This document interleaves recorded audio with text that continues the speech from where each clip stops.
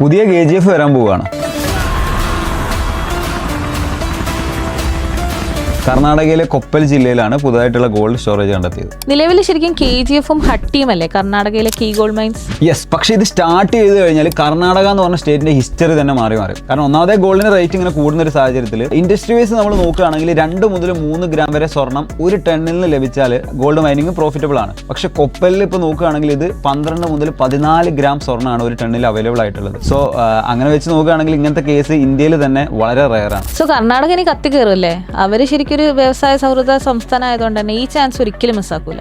പക്ഷെ അവിടെയാണ് ചെറിയൊരു പ്രശ്നമുള്ളത്. കാരണം സംരക്ഷിത വനമേഖലയിലാണ് ഇപ്പോൾ ഇത് കണ്ടെത്തിയിട്ടുള്ളത്. അതുകൊണ്ട് തന്നെ ഇവിടെ ഖനന അടക്കമുള്ള യാതൊരു പ്രവർത്തനവും നിയമപരമായിട്ട് അനുവദനീയമല്ല. സോ യൂസ്ഫുൾ ആവുമോ എന്നുള്ള കാര്യം സംശയമാണ്. പക്ഷെ യൂസ്ഫുൾ ആയാൽ 20 കോടി രൂപയുടെ ഗോൾഡാണ് അവിടെ ഒരു ദിവസം കൊണ്ട് നമുക്ക് നിർമ്മിച്ചെടുക്കാൻ പറ്റും. ഈ റോക്കി ബൈനെ ഇമിറ്റേറ്റ് ചെയ്തിട്ട് ഓൾറെഡി കർണാടകയിൽ ഇല്ലീഗലായിട്ട് ഗോൾഡ് മൈൻ ചെയ്യുന്നുണ്ട്. അപ്പൊ അങ്ങനത്തെ ആളുകൾ ഈ ഒരു അവസരം കിട്ടാൻ വേണ്ടി വെയിറ്റ് ചെയ്തിരിക്കുകയായിരിക്കും. So the government should grant them the clearance.